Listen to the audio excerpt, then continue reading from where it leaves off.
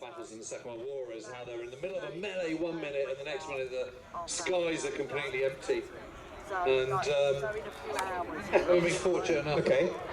Oh, okay. Well, we weren't expecting that, but why not?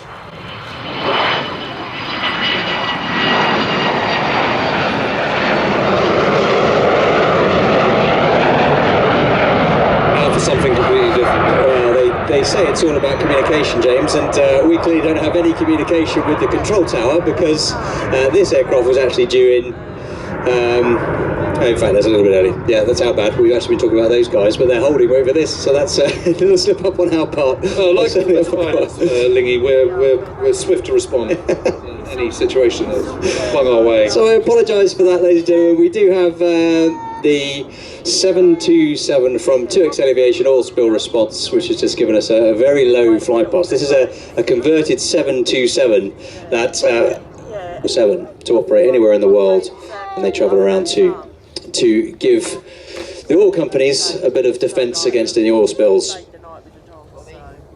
And Lingy, do you know what its call sign is? Well, it's a 2XL aeroplane, so I'm guessing it's going to be something broadsword something. It is broadsword, and here's hoping that the controller is Danny Boy.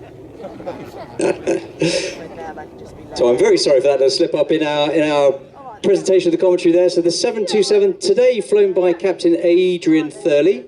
You may have heard that name before if you're airshow goers. Aid Thurley was a former Royal Air Force pilot flying the JP, the Gnat, the Hunter, the Buccaneer and the Hawk. He actually spent 6 years with the Red Arrows flying as the synchro pair, and then was Red 1 before he went to Virgin Atlantic, where he spent 25 years flying 747s, A340s and 787s, and he's been now with 2XL flying the 727, of which they have two of these aircraft that, as I said, are on permanent standby, ready to go and spray any oil spills that are required.